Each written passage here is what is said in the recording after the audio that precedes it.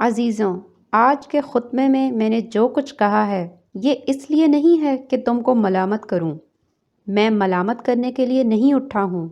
میرا مقصد یہ ہے کہ جو کچھ کھویا گیا ہے اس کو پھر سے حاصل کرنے کی فکر کی جائے۔ کھوئے ہوئے کو پانے کی فکر اسی وقت ہوتی ہے جب انسان کو معلوم ہو کہ اس کے پاس سے کیا چیز کھوئی گئی ہے اور وہ کیسی قیمتی چیز ہے۔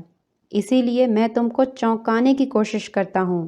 اگر تم کو ہوش آ جائے اور تم سمجھ لو کہ حقیقت میں بہت قیمتی چیز تمہارے پاس تھی تو تم پھر سے اس کے حاصل کرنے کی فکر کرو گے۔ حصول علم کا طریقہ یا حصول علم کی فکر۔ مسلمان کو مسلمان ہونے کے لیے سب سے پہلے جس چیز کی ضرورت ہے وہ اسلام کا علم ہے۔ ہر مسلمان کو معلوم ہونا چاہیے کہ قرآن کی تعلیم کیا ہے، رسول پاک کا طریقہ کیا ہے، اسلام کس کو کہتے ہیں، اور اسلام اور کفر میں اصل فرق کن باتوں کی وجہ سے ہے۔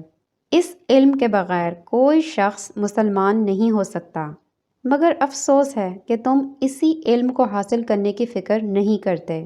اس سے معلوم ہوتا ہے کہ ابھی تک تم کو احساس نہیں ہوا کہ تم کتنی بڑی نعمت سے محروم ہو۔ میرے بھائیوں، ماں اپنے بچے کو بھی اس وقت تک دودھ نہیں دیتی جب تک وہ رو رو کر مانگتا نہیں۔ پیاسے کو جب پیاس لگتی ہے تو وہ خود پانی ڈھونڈتا ہے اور خدا اس کے لیے پانی بھی پیدا کر دیتا ہے۔ جب تم کو خود ہی پیاس نہ ہو تو پانی سے بھرا ہوا کنواں بھی تمہارے پاس آ جائے تو بیکار ہے۔ پہلے تم کو خود سمجھنا چاہیے کہ دین سے ناواقف رہنے میں تمہارا کتنا بڑا نقصان ہے۔ خدا کی کتاب تمہارے پاس موجود ہے مگر تم نہیں جانتے کہ اس میں کیا لکھا ہے۔ اس سے زیادہ نقصان کی بات اور کیا ہو سکتی ہے؟ نماز تم پڑھتے ہو مگر تمہیں نہیں معلوم کہ اس نماز میں تم اپنے خدا کے سامنے کیا عرض کرتے ہو۔ اس سے بڑھ کر اور کیا نقصان ہو سکتا ہے؟ کلمہ جس کے ذریعے سے تم اسلام میں داخل ہوتے ہو اس کے معنی تک تمہیں معلوم نہیں، اور تم نہیں جانتے کہ اس کلمے کو پڑھنے کے ساتھ ہی تم پر کیا ذمہ داریاں عائد ہوتی ہیں۔ ایک مسلمان کے لیے کیا اس سے بڑھ کر کوئی نقصان ہو سکتا ہے؟ کھیتی کے جل جانے کا نقصان تم کو معلوم ہے، روزگار نہ ملنے کا نقصان تم کو معلوم ہے، اپنا مال ضائع ہو جانے کا نقصان تم کو معلوم ہے، مگر اسلام سے ناواقف ہونے کا نقصان تمہیں معلوم نہیں۔ سوچنے کی بات یہ ہے۔ قرآن کے ساتھ ہمارا سلوک۔ برادران اسلام، دنیا میں اس وقت مسلمان ہی وہ خوش قسمت لوگ ہیں جن کے پاس اللہ کا کلام بالکل محفوظ، تمام تحریفات سے پاک، ٹھیک ٹھیک انہی الفاظ میں موجود ہے جن الفاظ میں وہ اللہ کے رسول برحق پر اترا تھا۔ اور دنیا میں اس وقت مسلمان ہی وہ بدقسمت لوگ ہیں جو اپنے پاس اللہ کا کلام رکھتے ہیں اور پھر بھی اس کی برکتوں اور بے حساب نعمتوں سے محروم ہیں۔ قرآن ان کے پاس اس لیے بھیجا گیا کہ اس کو پڑھیں، سمجھیں اور اس کے مطابق عمل کریں، اور اس کو لے کر خدا کی زمین پر خدا کے قانون کی حکومت قائم کر دیں۔ وہ ان کو عزت اور طاقت بخشنے آیا تھا۔ وہ ان کو زمین پر خدا کا اصلی خلیفہ بنانے آیا تھا، مگر تاریخ گواہ ہے کہ جب انہوں نے اس کی ہدایت کے مطابق عمل کیا تو اس نے ان کو دنیا کا امام اور پیشوا بنا کر بھی دکھا دیا، مگر اب ان کے ہاں اس کا مصرف سوائے اس کے کچھ نہیں ہے کہ گھر میں رکھ کر جن بھوت بھگائیں، اس کی آیتوں کو لکھ کر گلے میں ڈال لیں یا گھول کر پی لیں اور محض ثواب کے لیے بے سمجھے بوجھے پڑھ لیا کریں۔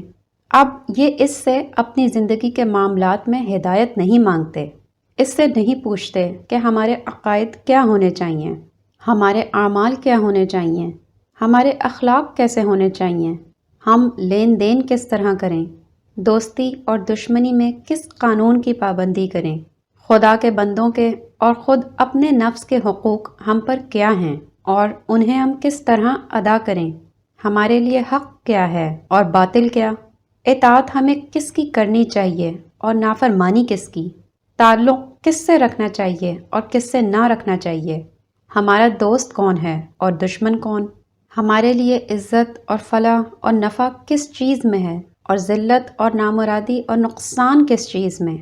یہ ساری باتیں ہم مسلمانوں نے قرآن سے پوچھنی چھوڑ دی ہیں۔ اب یہ کافروں اور مشرکوں سے، گمراہ اور خود غرض لوگوں سے اور خود اپنے نفس کے شیطانوں سے ان باتوں کو پوچھتے ہیں اور انہی کے کہے پر چلتے ہیں۔ اسی لیے خدا کے حکم کو چھوڑ کر دوسروں کے کہے پر چلنے کا جو انجام ہونا چاہیے وہی ان کا ہوا۔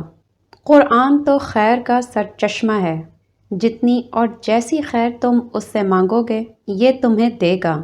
تم اس سے محض جن بھوت بھگانا اور کھانسی بخار کا علاج، مقدمے کی کامیابی، نوکری کا حصول اور ایسی ہی چھوٹی چھوٹی ذلیل اور بے حقیقت چیزیں مانگتے ہو تو یہی تمہیں ملیں گی۔ اگر دنیا کی بادشاہی اور روئے زمین کی حکومت مانگو گے تو وہ بھی ملے گی۔ اگر عرش الہی کے قریب پہنچنا چاہو گے تو یہ تمہیں وہاں تک پہنچا دے گا۔ یہ تمہارے اپنے ظرف کی بات ہے کہ سمندر سے پانی کی 2 بوندیں مانگتے ہو، ورنہ سمندر تو دریا بخشنے کے لیے بھی تیار ہے۔ بھائیوں، جو ستم ظریفیاں ہمارے مسلمان بھائی اللہ کی اس کتاب کے ساتھ کرتے ہیں وہ اس قدر مزے کا انگیز ہیں کہ اگر یہ خود کسی معاملے میں کسی دوسرے شخص کو ایسی حرکتیں کرتے دیکھیں تو اس کی ہنسی اڑائیں، بلکہ اس کو پاگل قرار دیں۔ بتائیے، اگر کوئی شخص حکیم سے نسخہ لکھوا کر لائے اور اسے کپڑے میں لپیٹ کر گلے میں باندھ لے یا اسے پانی میں گھول کر پی جائے تو اسے آپ کیا کہیں گے؟ کیا آپ کو اس پر ہنسی نہ آئے گی اور آپ اسے بیوقوف نہ سمجھیں گے؟ مگر سب سے بڑے حکیم نے آپ کے امراض کے لیے شفا اور رحمت کا جو بے نظیر نسخہ لکھ کر دیا ہے اس کے ساتھ آپ کی آنکھوں کے سامنے رات دن یہی سلوک ہو رہا ہے اور کسی کو اس پر ہنسی نہیں آتی۔ کوئی نہیں سوچتا کہ نسخہ گلے میں لٹکانے اور گھول کر پینے کی چیز نہیں، بلکہ اس لیے ہوتا ہے کہ اس کی ہدایت کے مطابق دوا استعمال کی جائے۔ فہم بالقرآن اور عمل بالقرآن لازم ہے۔ بتائیے، اگر کوئی شخص بیمار ہو اور علم طب کی کتاب لے کر پڑھنے بیٹھ جائے اور یہ خیال کرے کہ محض اس کتاب کو پڑھ لینے سے بیماری دور ہو جائے گی تو آپ اسے کیا کہیں گے؟ کیا آپ نہ کہیں گے کہ بھیجو اسے پاگل خانے، اس کا تو دماغ خراب ہو گیا ہے؟ مگر شافعی مطلق نے جو کتاب آپ کے امراض کا علاج کرنے کے لیے بھیجی ہے آپ اس کے ساتھ وہی سلوک کر رہے ہیں۔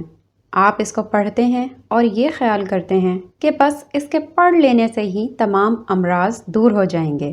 اس کی ہدایت پر عمل کرنے کی ضرورت نہیں، نہ ان چیزوں سے پرہیز کرنے کی ضرورت ہے جس کو یہ مضر بتا رہی ہے۔ پھر آپ اپنے اوپر وہی حکم کیوں نہیں لگاتے جو اس شخص پر لگاتے ہیں جو بیماری دور کرنے کے لیے صرف علم طب کی کتاب پڑھ لینے کو کافی سمجھتا ہے؟ آپ کے پاس اگر کوئی خط ایسی زبان میں آ جاتا ہے جس کو آپ نہ سمجھتے ہوں تو آپ دوڑے ہوئے جاتے ہیں کہ اس زبان کے جاننے والے سے اس کا مطلب پوچھیں۔ جب تک آپ اس کا مطلب نہیں جان لیتے آپ کو چین نہیں آتا۔ یہ معمولی کاروبار کے خطوط کے ساتھ آپ کا برتاؤ ہے جس میں زیادہ سے زیادہ 4 پیسوں کا فائدہ ہوتا ہے، مگر خداوند عالم کا جو خط آپ کے پاس آیا ہوا ہے اور جس میں آپ کے لیے دین و دنیا کے تمام فائدے ہیں اسے آپ اپنے پاس یوں ہی رکھ چھوڑتے ہیں۔ اس کا مطلب سمجھنے کے لیے کوئی بے چینی آپ کو نہیں ہوتی۔ کیا یہ حیرت اور تعجب کا مقام نہیں؟ اللہ کی کتاب پر ظلم کا نتیجہ۔ یہ باتیں میں ہنسی دل لگی کے لیے نہیں کر رہا ہوں۔ آپ ان باتوں پر غور کریں تو آپ کا دل گواہی دے گا کہ دنیا میں سب سے زیادہ ظلم اللہ پاک کی اس کتاب کے ساتھ ہو رہا ہے، اور یہ ظلم کرنے والے وہی لوگ ہیں جو کہتے ہیں کہ ہم اس کتاب پر ایمان لائے ہیں اور اس پر جان قربان کرنے کے لیے تیار ہیں۔ بے شک وہ ایمان رکھتے ہیں اور اسے جان سے زیادہ عزیز رکھتے ہیں، مگر افسوس یہ ہے کہ وہی اس پر سب سے زیادہ ظلم کرتے ہیں، اور اللہ کی کتاب پر ظلم کرنے کا جو انجام ہے وہ ظاہر ہے۔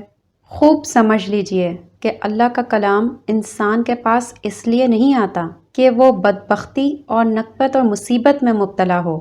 قرآن پاک سعادت اور نیک بختی کا سرچشمہ ہے، ثقافت اور بدبختی کا ذریعہ نہیں ہے۔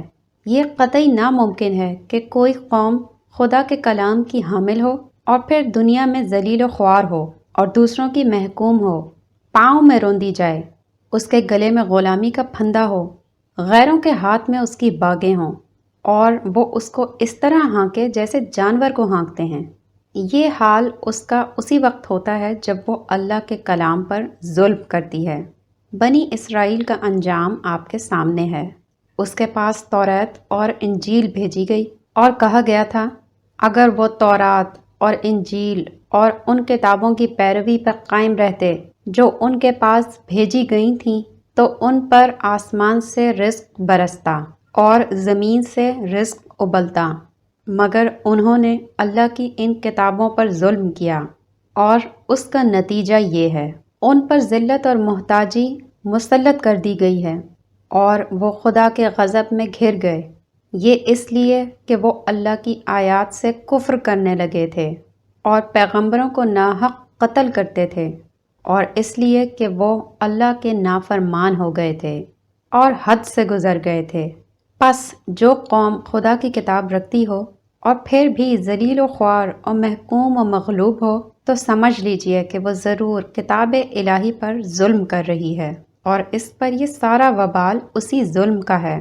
خدا کے غضب سے نجات پانے کی اس کے سوا کوئی صورت نہیں کہ اس کتاب کے ساتھ ظلم کرنا چھوڑ دیا جائے اور اس کا حق ادا کرنے کی کوشش کی جائے۔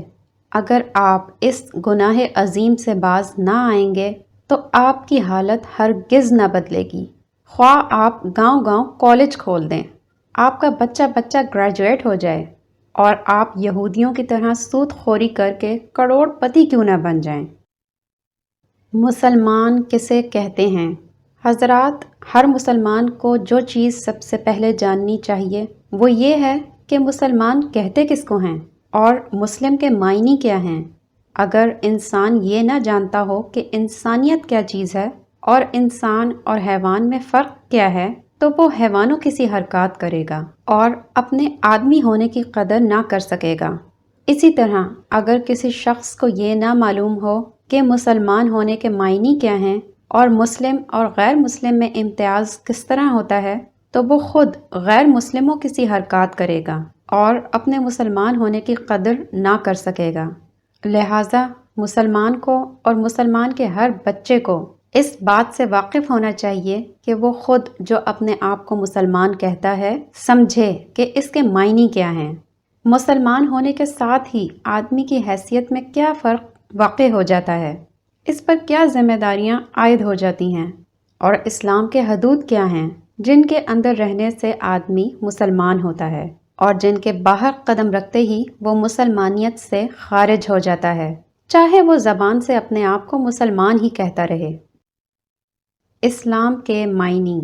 اسلام کے معنی خدا کی اطاعت اور فرمانبرداری کے ہیں۔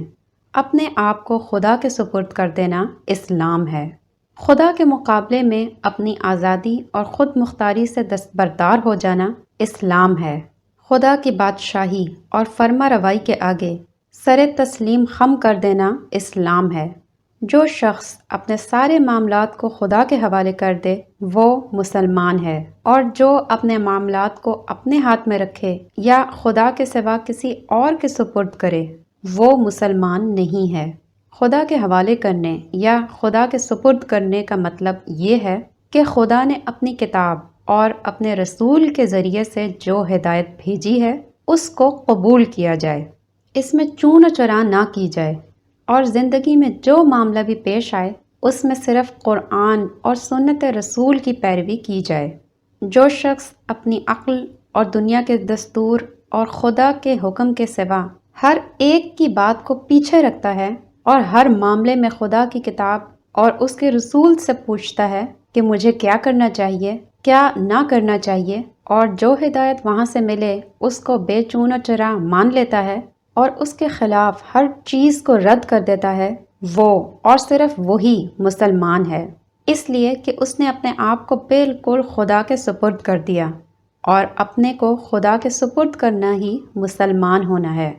اس کے برخلاف جو شخص قرآن اور سنت رسول پر انحصار نہیں کرتا بلکہ اپنے دل کا کہا کرتا ہے، یا باپ دادے سے جو کچھ چلا آتا ہو اس کی پیروی کرتا ہے، یا دنیا میں جو کچھ ہو رہا ہو اس کی پیروی کرتا ہے، اور اپنے معاملات میں قرآن و سنت سے یہ دریافت کرنے کی ضرورت ہی محسوس نہیں کرتا کہ اسے کیا کرنا چاہیے، یا اگر اسے معلوم ہو جائے کہ قرآن و سنت کی ہدایت یہ ہے اور پھر اس کے جواب میں یہ کہتا ہے کہ میری عقل اسے قبول نہیں کرتی اس لیے میں اس بات کو نہیں مانتا، یا باپ دادا سے تو اس کے برخلاف عمل ہو رہا تھا لہٰذا میں اس کی پیروی نہ کروں گا، یا دنیا کا طریقہ اس کے خلاف ہے لہٰذا میں اسی پر چلوں گا، تو ایسا شخص ہرگز مسلمان نہیں ہے۔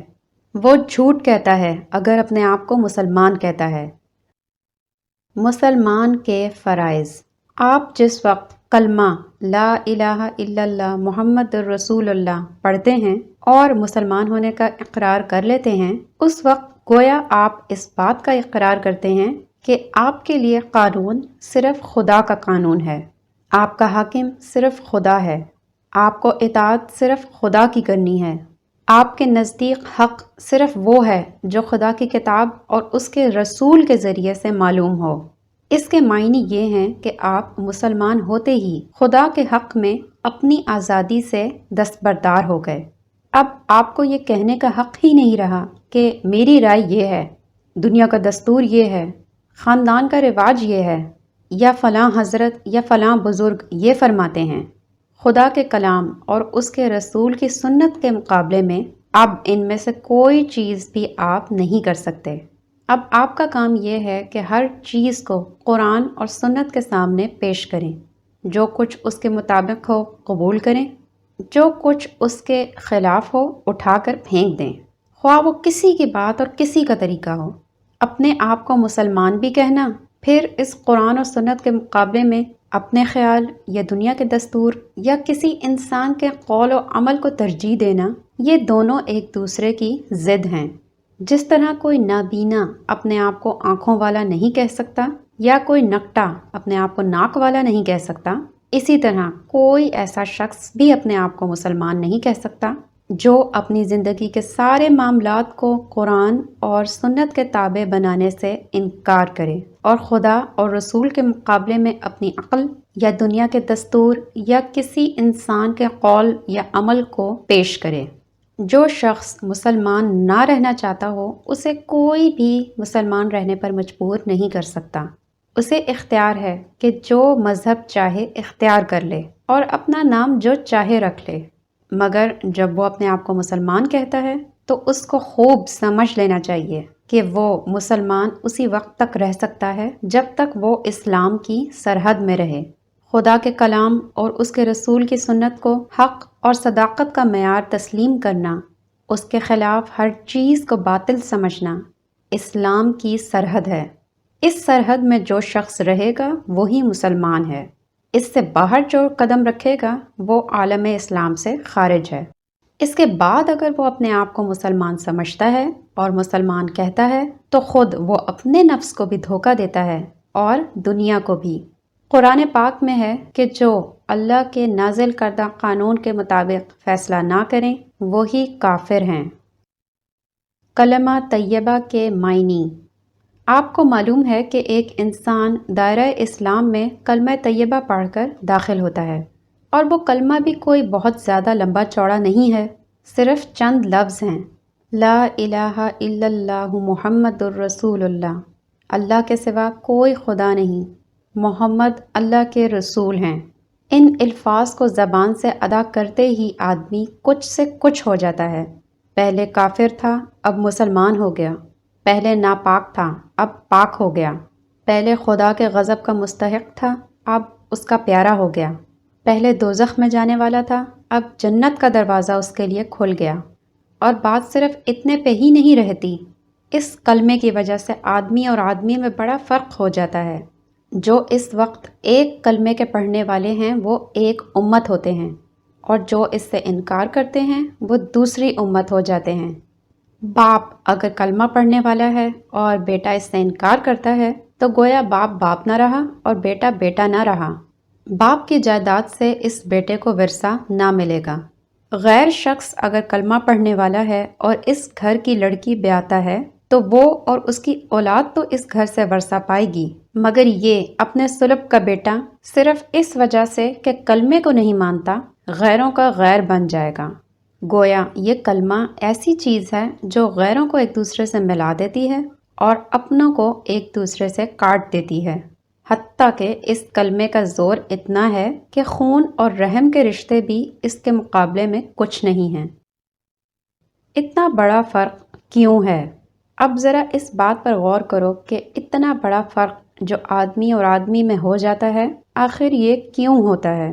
کلمے میں کیا ہے؟ صرف چند حرف ہی تو ہیں، لام، الف، ہے، میم، واو وغیرہ، ایسے ہی دو چار حروف، اور ان حرفوں کو ملا کر اگر منہ سے نکال دیا جائے تو کیا کوئی جادو ہو جاتا ہے کہ آدمی کی کایا پلٹ جائے؟ آدمی اور آدمی میں کیا اتنی ہی بات سے صرف زمین اور آسمان کا فرق ہو سکتا ہے؟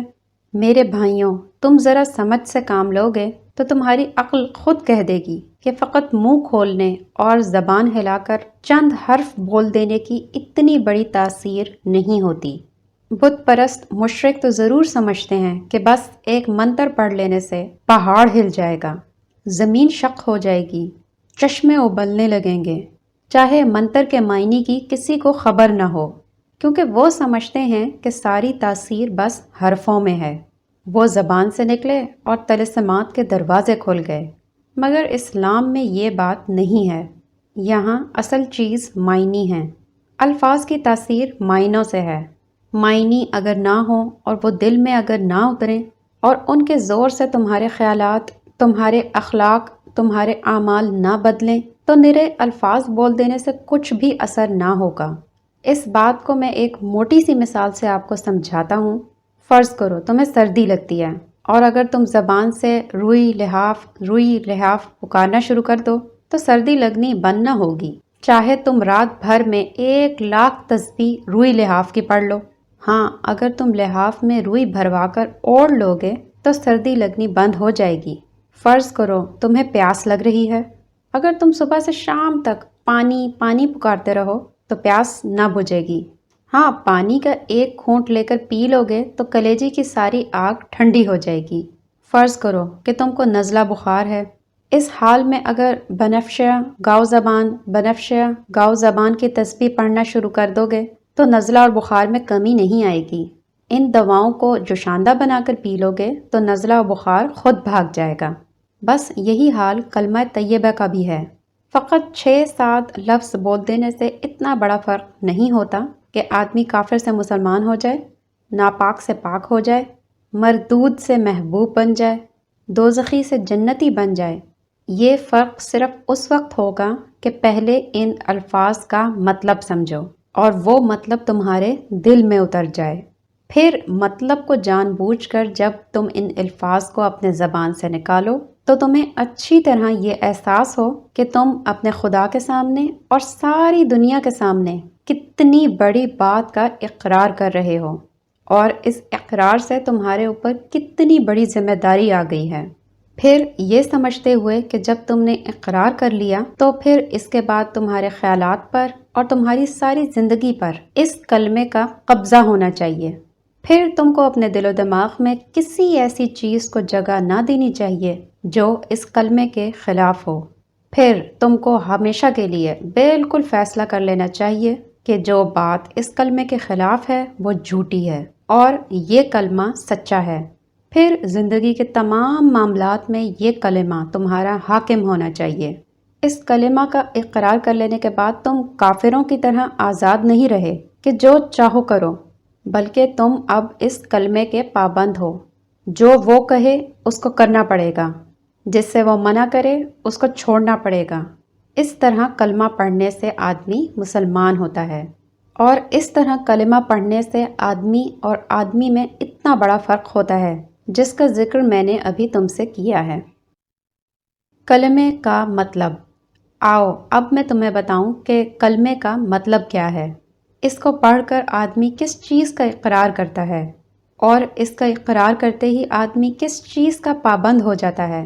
کلمے کا مطلب یہ ہے کہ اللہ کے سوا کوئی اور معبود نہیں ہے اور حضرت محمد صلی اللہ علیہ وآلہ وسلم اللہ کے رسول ہیں۔ کلمے میں الہ کا جو لفظ آیا ہے اس کے معنی خدا کے ہیں۔ خدا اسے کہتے ہیں جو مالک ہو، حاکم ہو، خالق ہو، پالنے اور پوسنے والا ہو، دعاؤں کا سننے اور قبول کرنے والا ہو اور اس کا مستحق ہو کہ اس کی عبادت کی جائے۔ اور جو تم نے لا الہ الا اللہ کہا تو اس کے معنی یہ ہوئے کہ اول تو تم نے اقرار کر لیا کہ یہ دنیا نہ تو بے خدا کے بنی ہے، نہ ایسا ہی ہے کہ اس کے بہت سے خدا ہوں، بلکہ دراصل اس کا خدا ہے، اور وہ خدا ایک ہی ہے، اور اس ایک کے سوا خدائی کسی کی نہیں ہے۔ دوسری بات جس کا تم نے کلمہ پڑھتے ہی اقرار کیا وہ یہ ہے کہ وہی ایک خدا تمہارا اور سارے جہان کا مالک ہے، تم اور تمہاری ہر چیز اور دنیا کی ہر شے اس کی ہے، خالق وہ ہے، رازق وہ ہے، موت اور زندگی اس کی طرف سے ہے، مصیبت اور راحت بھی اسی کی طرف سے ہے، جو کچھ کسی کو ملتا ہے اس کو دینے والا حقیقت میں وہ ہے، جو کچھ کسی سے چھینا جاتا ہے اس کا چھیننے والا بھی در حقیقت وہی ہے۔ ڈرنا چاہیے تو اس سے، مانگنا چاہیے تو اس سے، سر جھکانا چاہیے تو اس کے سامنے، عبادت اور بندگی کی جائے تو اس کی، اس کے سوا ہم کسی کے بندے اور غلام نہیں ہیں، اور اس کے سوا کوئی ہمارا آقا اور حاکم نہیں۔ ہمارا اصل فرض یہی ہے کہ اسی کا حکم مانیں اور اسی کے قانون کی پیروی کریں۔ اللہ سے عہد و پیماں، یہ عہد و پیماں ہے جو لا الہ الا اللہ پڑھتے ہی تم اپنے خدا سے کرتے ہو اور ساری دنیا کو گواہ بنا کر کرتے ہو۔ اس کی خلاف ورزی کرو گے تو تمہاری زبان، تمہارے ہاتھ پاؤں، تمہارا رونگٹا رونگٹا اور زمین اور آسمان کا ایک ایک ذرہ جس کے سامنے تم نے جھوٹا اقرار کیا تمہارے خلاف خدا کی عدالت میں گواہی دے گا، اور تم ایسی بے بسی کے عالم میں وہاں کھڑے ہوگے کہ ایک بھی گواہ تم کو صفائی پیش کرنے کے لیے نہ ملے گا، کوئی وکیل یا بیرسٹر وہاں تمہاری طرف سے پیروی کرنے والا نہ ہوگا، بلکہ خود وکیل صاحب اور بیرسٹر صاحب جو دنیا کی عدالتوں میں قانون کی الٹ پھیر کرتے پھرتے ہیں، یہ بھی وہاں تمہاری ہی طرح بے بسی کے عالم میں کھڑے ہوں گے۔ وہ عدالت ایسی نہیں ہے جہاں تم جھوٹی گواہیاں، جعلی دستاویزات پیش کر کے اور غلط پیروی کر کے بچ جاؤ گے۔ دنیا کی پولیس سے تم اپنا جرم چھپا سکتے ہو، خدا کی پولیس سے نہیں چھپا سکتے۔ دنیا کی پولیس رشوت کھا سکتی ہے، خدا کی پولیس رشوت کھانے والی نہیں ہے۔ دنیا کے گواہ جھوٹ بول سکتے ہیں، خدا کے گواہ بالکل سچے ہیں۔ دنیا کے حاکم بے انصافی کر سکتے ہیں، خدا ایسا حاکم نہیں جو بے انصافی کرے۔ پھر خدا جس جیل میں ڈالے گا اس سے بچ کر بھاگنے کی کوئی صورت نہیں۔ خدا کے ساتھ جھوٹا اقرار نامہ کرنا بہت بڑی بے وقوفی ہے۔ جب اقرار کرتے ہو تو خوب سوچ سمجھ کر کرو اور اس کو پورا کرو، ورنہ تم پر کوئی زبردستی نہیں ہے کہ خام خواہ زبانی ہی اقرار کر لو، کیونکہ خالی خولی زبانی اقرار محض بیکار ہے۔